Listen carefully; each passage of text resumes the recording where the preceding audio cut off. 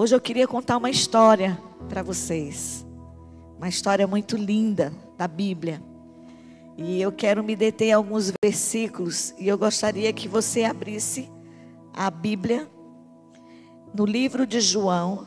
Uma história muito conhecida. Capítulo 4.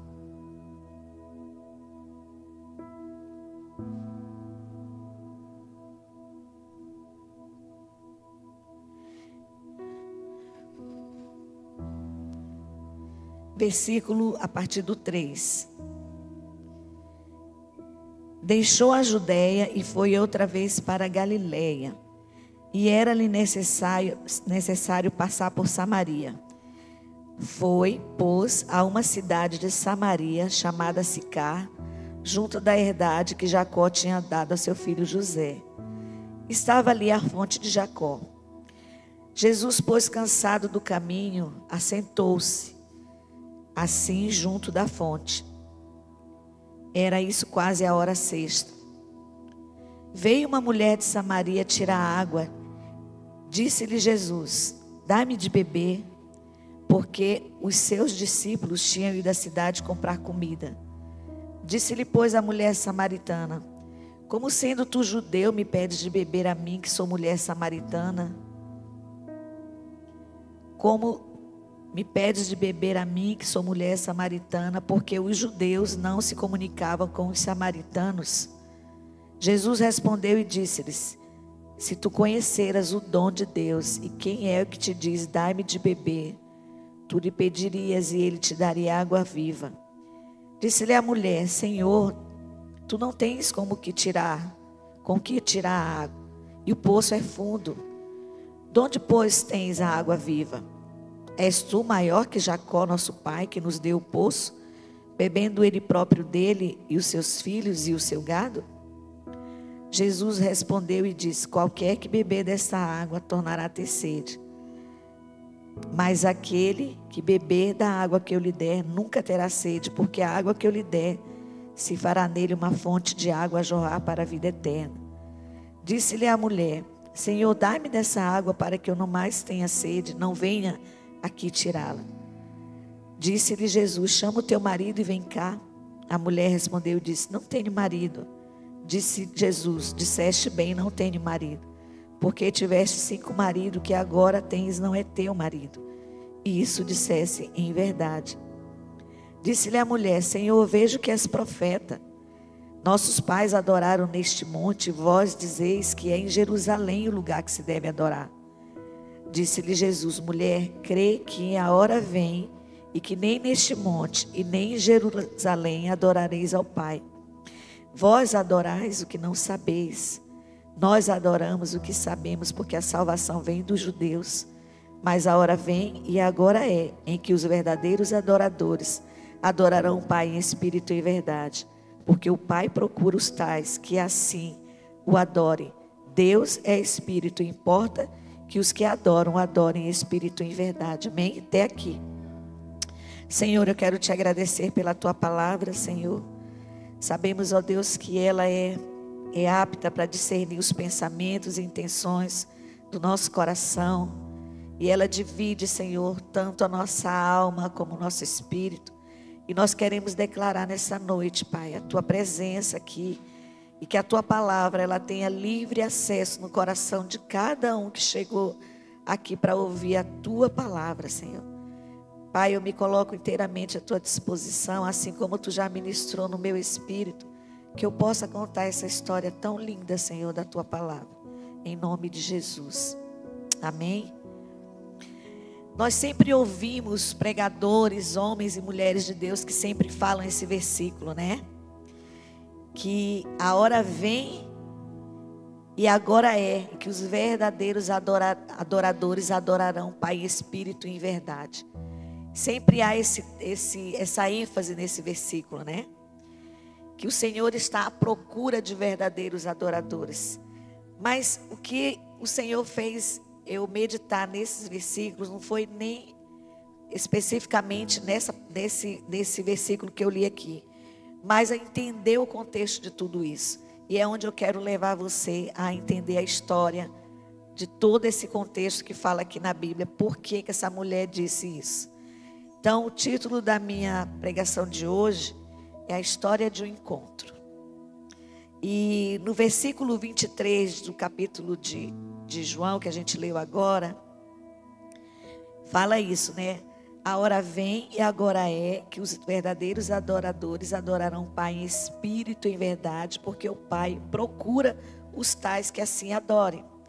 Então Jesus, ele estava numa missão, ele estava pregando o evangelho com os seus discípulos. Quando ele chegou ali naquele poço, lá perto de Samaria, ele disse para os discípulos, é necessário eu ficar aqui, né? Ele fala no versículo 4, era-lhe necessário passar por Samaria. Por quê? Porque o Senhor Jesus tinha um plano de resgate de uma pessoa, e essa pessoa era uma mulher, e que ela deu ouvidos à voz do Senhor Jesus, e ela foi a primeira evangelista ali naquela cidade, para falar do nome do Senhor, do Salvador, do Messias. E eu queria estar falando com vocês sobre isso. Eu fiz uma pesquisa, essa questão de distância. Então, para você ir da Judéia para a Galileia, era aproximadamente 219 quilômetros que se fazia. Você imagina isso andando, em pleno sol escaldante daquele tempo, né? Mas os samaritanos, eles tinham uma dificuldade com o povo, né, dos judeus. Por que eles tinham essa dificuldade? É onde eu quero que você pare um pouco para ver, porque ela disse assim, que os samaritanos não se dão bem com os judeus, porque eles dizem que é no monte Gerizim que deve adorar, não ali em Jerusalém. E é onde eu queria que você abrisse a Bíblia, lá em Deuteronômio capítulo 11.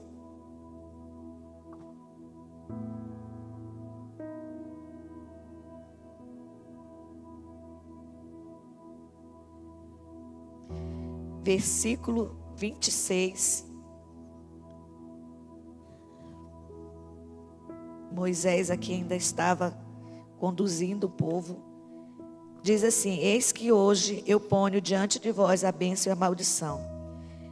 A bênção quando ouvides os mandamentos do Senhor vosso Deus, que hoje vos mando. Porém a maldição se não ouvides os mandamentos do Senhor vosso Deus e vos desviardes do caminho que hoje vos ordeno, para seguir de outros deuses que não conheceste. Será que havendo-te o Senhor teu Deus introduzido na terra que vais para possuí-la, então pronunciarás a bênção sobre o monte Gerizim. Então havia uma ordem dada por Deus através de Moisés, que o povo de Israel que estava sendo levado à terra prometida, eles tinham que proferir essas bênçãos, e essas bênçãos ela está específica mesmo. Se você, bendito você será na sua entrada, bendito na saída, são várias bênçãos que tem ali. E ele dizia assim, quando você for entrar, você tem que falar essas bênçãos, repetir essas bênçãos para o povo. E era nesse monte Gerizim, o monte que Deus ordenou para Moisés. Então, os samaritanos, eles fazem parte de um grupo de pessoas, em que lá no começo do tempo dos reinados, houve uma divisão dos povos ali, das tribos. Porque até na hora que eles entraram na terra prometida, eles eram as 12 tribos. Mas depois que começou a vir as dinastias de reis, eles começaram a ter problemas. Até chegar em Salomão. Salomão foi um homem que conduziu o povo de Israel naquele tempo e houve paz. Só que ele acabou se corrompendo por conta de tantas mulheres que ele casou, mulheres estrangeiras, mulheres de outros povos, e isso corrompeu o coração dele e fez com que Deus não se agradasse dele, né? E Salomão, ele fez uma coisa muito ruim. Ele colocou impostos muito pesados para o povo de Israel, e o povo começou a gemer com isso, a não gostar. Só que o Senhor, ele tinha falado para Salomão. E eu queria que você abrisse lá em 1 Reis. Vamos lá para a gente estar acompanhando. 11. Olha só o que Deus falou para Salomão aqui. 4. Diz assim: porque sucedeu que no tempo da velhice de Salomão, suas mulheres lhe perverteram o coração para seguir outros deuses. Seu coração não era perfeito para com o Senhor seu Deus, como o coração de Davi seu pai. Versículo 9. Pelo que o Senhor se indignou contra Salomão, porquanto se desviaram o coração do Senhor. Versículo 11. Pelo que disse o Senhor a Salomão: visto que houve isso em ti, que não guardaste o meu conserto e os meus estatutos que te mandei, certamente rasgarei de ti o reino e o darei ao teu servo. Porém, todo o reino que não rasgarei da tribo darei a teu filho, por amor do meu servo Davi e por amor de Jerusalém, que tenho elegido. Então aqui já havia uma palavra do Senhor que iria haver uma divisão dos reinos. Por isso que a gente, quando vai estudar a palavra do Senhor, existe o reino do norte e o reino do sul. O reino do norte são as 10 tribos de Israel que ficaram sobre o domínio, né, de Samaria e do povo de Israel. E o reino do sul é onde é Jerusalém, que a tribo de Judá e de Benjamim que ficaram do lado. E por causa disso, Deus tinha uma promessa, né, com Davi, de nunca faltar um sucessor no trono. Então Judá e Benjamim ficaram no reino do sul. E a gente precisa entender essa divisão, porque isso é muito importante para a gente entender João 4. Porque ali a mulher começa a dizer: mas Senhor, nós sempre adoramos no Monte Gerizim. Por que o Senhor diz que então no Jerusalém é melhor? Por quê? Porque Salomão construiu o templo em Jerusalém. Naquele tempo, o que aconteceu? O filho dele, que sucedeu depois de Salomão, Roboão, ele quis pesar mais impostos para o povo de Israel. E ele dizia assim: meu pai pesava a mão, hoje o meu dedo mindinho vai ser muito mais pesado com relação a impostos. E vocês vão ver o que é sofrer com muitos chicotes e escorpiões. Roboão falou isso porque ele não quis dar ouvido aos homens que aconselhavam o pai dele. Ele deu ouvido para um monte de jovens que cresceram junto com ele.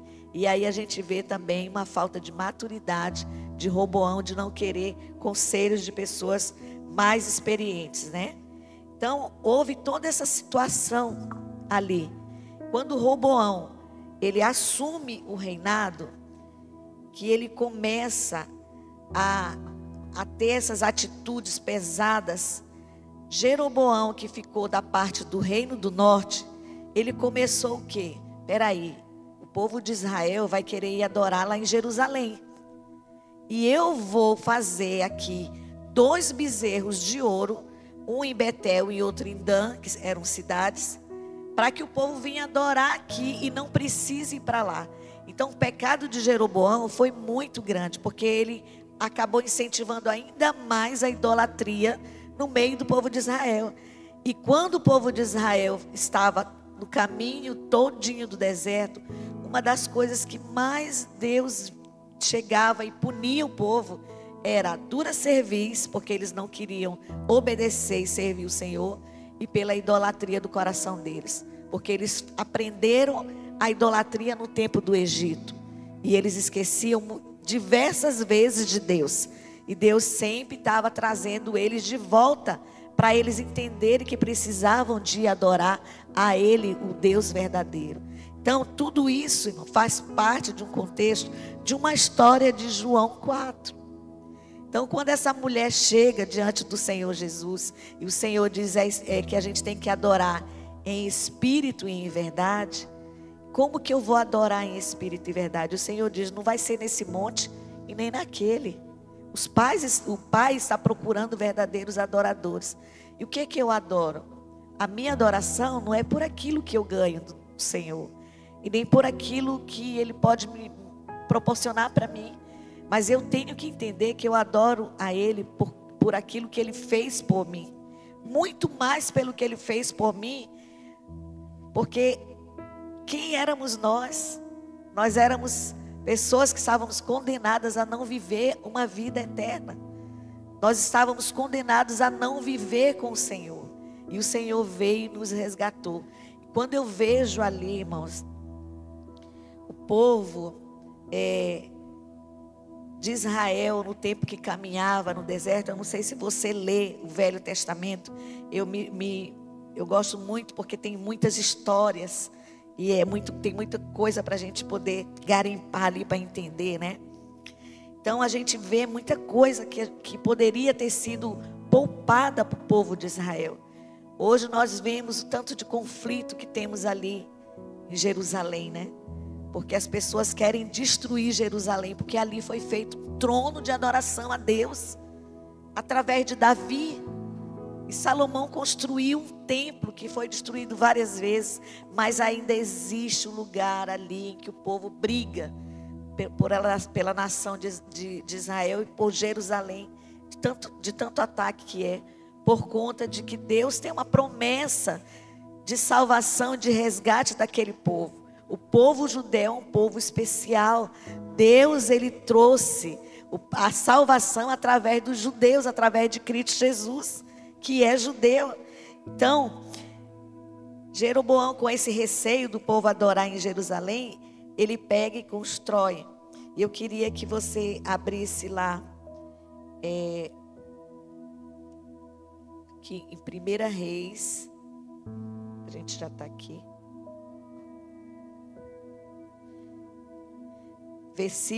Capítulo 12, versículo 26. Vamos entender isso aqui. Que foi o começo de tudo isso, para que o povo tivesse essa separação muito mais séria. Versículo 26. E disse Jeroboão em seu coração: agora tornará o reino à casa de Davi. O medo dele, porque Roboão estava reinando em Judá, que era o filho de Salomão. Isso está lá no versículo a partir do 16 também, se você quiser ver depois.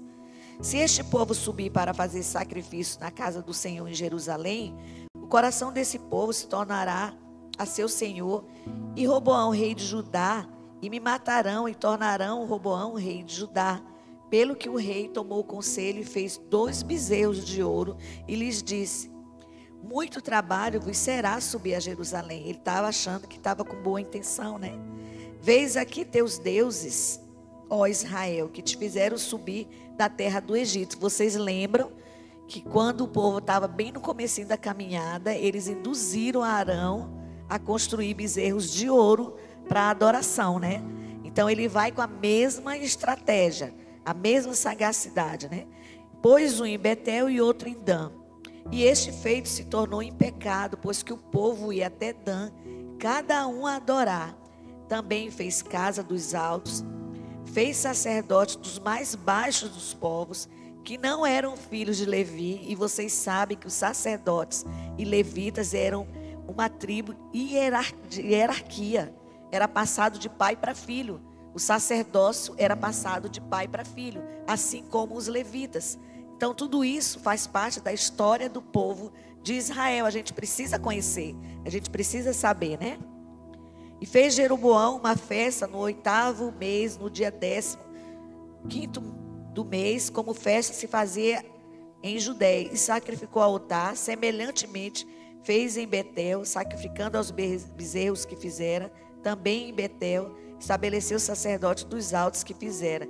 Então Jeroboão, ele fez até as festas que eram judaicas, que tinham as datas específicas que Deus deixou, que era a Páscoa, que era os tabernáculos, que era da colheita. Ele fez em datas diferentes para poder totalmente se desligar daquilo que o povo de Israel acreditava, o povo de Judá, para não ficar parecido com nenhum momento com o povo de Judá, porque ele queria ser diferente, ele queria reinar. Mas quando houve a separação das tribos, uma das coisas que me fez assim pensar, digo: Senhor, como é triste ver, depois de um povo andar tantos anos, 40 anos no deserto, passaram por tantas coisas, morreu até a 3ª geração de pessoas para entrar na terra prometida. Somente 2 homens daquela geração que saiu entrou na terra prometida, foi Josué e Caleb. E de repente, por todo esse tempo, chegar num lugar em que Deus disse assim: aqui é a terra que mana leite e mel, eu estou dando para vocês sem precisar de vocês fazerem nada. Vocês não vão se esforçar a fazer nada. E você vê um povo dividido, quando era para estar mais unido ainda. Então, hoje nós temos, até hoje, né, Samaria, que está no reino do norte, e Judá, que está no reino do sul. E eles vivem essa contenda, essa briga, porque não quiseram se unir. Então, irmãos, o Senhor Jesus, quando Ele vai ali, queria que você voltasse lá em João 4.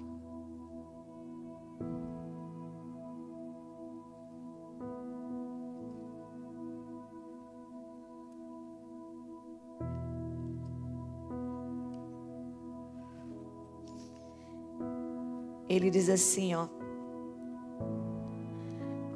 como sendo, a mulher fala com ele: tu judeu me pedes a beber a mim, que sou mulher samaritana, porque os judeus não se comunicam com os samaritanos.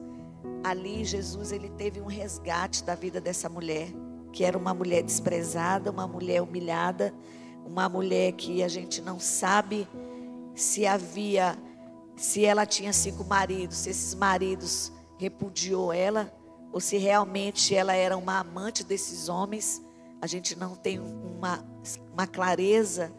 Alguns teólogos falam uma coisa, falam outra, mas a gente vê que o Senhor Jesus se preocupa, e eu sempre falo isso, principalmente para as mulheres, para as meninas, como o Senhor Jesus ama as mulheres, como o Senhor, Ele quer resgatar a alma e a identidade da mulher, porque Ele se revela de uma forma tão amorosa para as mulheres, que é uma coisa assim apaixonante.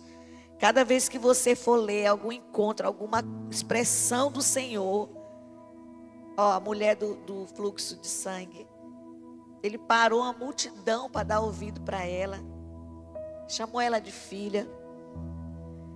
Tem essa mulher que é a mulher samaritana. A mulher pega em adultério, gente, o jeito que Ele tratou ela. Então assim, eu vejo cada vez mais o amor do Senhor por nós, querendo resgatar essa identidade da gente, a identidade que foi caída lá no paraíso, né? Então, o que é adorar em espírito e em verdade? Gálatas 5:25. Vamos lá. Gálatas 5:25.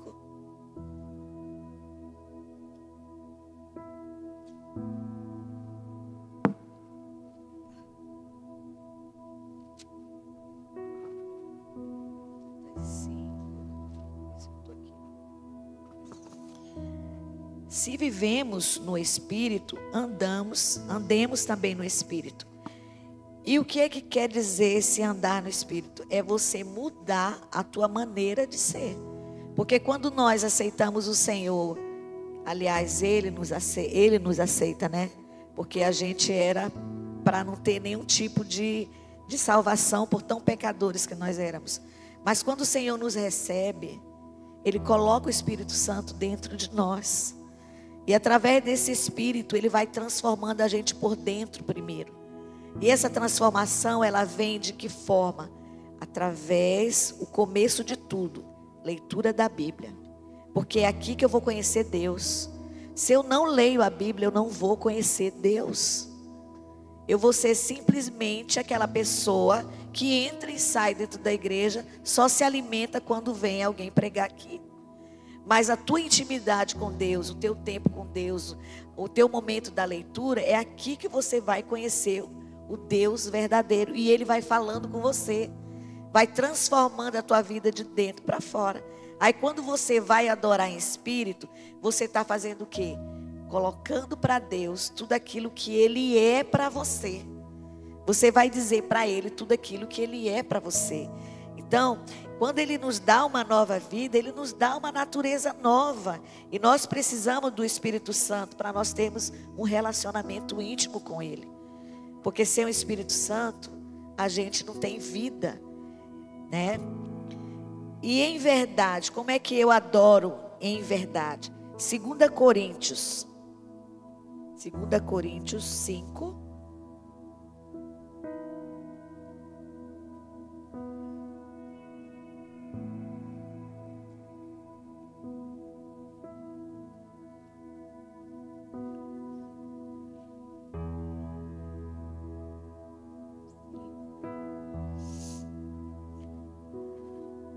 5 a 19. Ou 17 a 19. Mas o que se ajunta com o Senhor é um mesmo espírito. Fugir da prostituição. Todo pecado que o homem comete é fora do corpo. Mas o que se prostitui peca com seu próprio corpo. Ou não sabeis que o vosso corpo é o templo do Espírito Santo que habita em vós, proveniente de Deus, e que não sois de vós mesmos? Então, irmãos, quando eu estou adorando o Senhor em espírito e verdade, eu conheço que é a palavra. E eu tenho que uma vida mudada, uma vida íntegra, onde as minhas ações ela tem que refletir aquilo que eu creio e aquilo que eu estou obedecendo através da palavra do Senhor.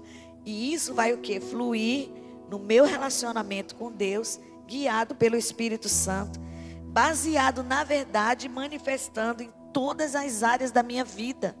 Então, adorar em espírito e em verdade, quando o Senhor fala com aquela mulher, que o Senhor está procurando, Deus está procurando, o Pai está procurando, que adore em espírito e verdade, é justamente isso. O Senhor Jesus, Ele não está preocupado em local. A gente pode adorar Ele em qualquer lugar, sabe? É no teu momento de trabalho, glorificando o Senhor. Quando acontece alguma coisa, Senhor, eu te louvo. E não se envergonhe de glorificar e adorar a Deus aonde você estiver, até mesmo por uma luta que você passa.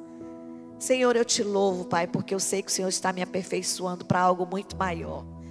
Toda honra e toda a glória seja dada para Ti, Senhor. Pai, que o Senhor cresça e eu diminua, sabe? Tudo isso são formas de adoração. E se eu adoro em espírito e verdade, é isso que tem que estar cheio o meu coração. Então vocês entenderam a raiz de toda essa conversa dessa mulher samaritana com Jesus? Havia uma divisão, havia um templo de adoração, que os judeus levantavam a bandeira do povo do reino do sul, de Judá, dizendo, não, você tem que adorar em Jerusalém, você tem que me sacrificar em Jerusalém, porque é em Jerusalém que tem o templo. Mas eles tinham os bezerros de ouro construídos em Samaria, e eles achavam que estavam adorando a Deus, e não estavam. Por isso Jesus teve todo um cuidado de falar para essa mulher, me dá dessa água, um pouquinho de água. Ela disse, mas como que tu pode pedir água para mim, sendo eu uma mulher samaritana? E ele diz, a água que eu te der, nunca mais você vai ter sede, porque é a água viva que flui do trono de Deus, e essa água, ela também jorra dentro do nosso interior, amém? E eu queria terminar essa palavra aqui com vocês, João 4, volta lá em João 4.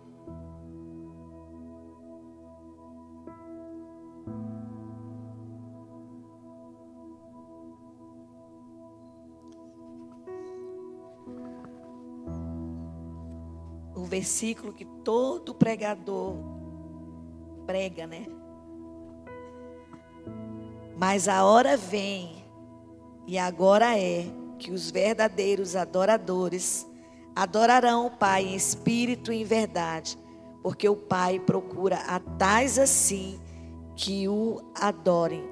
Deus é espírito, importa que os que adoram, o adorem em espírito e em verdade. Então hoje você entendeu o que é adorar em espírito e verdade. E a adoração, ela não está ligada à música. No começo do louvor aqui falou em adoração, o Itamar falou em adoração. Eu disse, Senhor, obrigada, Deus, a confirmação da palavra, a continuidade daquilo que o Senhor quer ministrar. Adoração, irmãos, está ligado à tua entrega. No momento que você entra naquela porta e você chega aqui e se senta, na hora que é para você se levantar para adorar a Deus, você tem que esquecer tudo que está ao teu redor. Não se incomodar com o irmão que está do lado, não se preocupar. Ai, será que se eu levantar a mão vão olhar? Será que se eu bater o pezinho assim vão me escandalizar? Será que se eu mexer meu corpo as pessoas vão achar demais? Irmãos, a gente adorava e servia no mundo, e fazia e acontecia no mundo, dançando, rebolando, requebrando, dançando tudo quanto é jeito no mundo. Não estou dizendo que você tem que fazer isso aqui na casa do Senhor, porque jamais Deus gostaria de ver uma dança sensual. Ele abomina essas coisas, porque são coisas do mundo. Mas você expressar o teu louvor, a tua adoração com o teu corpo. Gente, para mim, a pessoa que mais expressou isso foi Davi. A alegria que ele teve de construir o tabernáculo e levar a presença de Deus para Jerusalém. Ele dançou tanto que a Bíblia diz que apareceu até as suas roupas de baixo. De tanta alegria que ele tinha de estar na presença do Senhor. E Itamar falou aqui: alegrei-me quando me disseram, vamos à casa do Senhor. Esse homem, ele tinha sede de Deus, ele tinha um amor tão grande por Deus. E por isso que ele foi um homem segundo o coração de Deus. Ele pode ter tido todos os defeitos, como todos nós temos. Mas o coração dele era íntegro diante do Senhor. Ele era íntegro porque ele expressava para Deus aquilo que realmente Deus tinha feito na vida dele. Então que nós possamos expressar isso para Deus quando a gente chegar aqui. Sabe, eu não sei se você tinha um casamento destruído, se você tinha uma enfermidade, Jesus te curou. Se você já foi, sei lá, teve uma vida muito sofrida, a tua infância foi muito difícil. Mas quando você chegar aqui e o Senhor já te libertou, já te resgatou, já te trouxe de novo para o reino dele, você tem que expressar isso: Senhor, obrigada, Jesus, porque eu estou aqui. Eu tenho agora a salvação, eu tenho a promessa de vida eterna. Me faz te conhecer, eu quero te conhecer. E não vai conhecer o Senhor de outra forma, irmãos, se não for isso aqui, ó, lendo isso aqui. Você nunca pode dizer que conhece a Deus sem conhecer isso aqui. E sem obedecer, porque é o mais importante, como a palavra do Senhor diz, né? Se aquele homem que construía sua casa na rocha, ele é comparado àquele homem que ouve e pratica a palavra. Então que nós possamos ser essas pessoas que estamos realmente firmados na rocha do Senhor.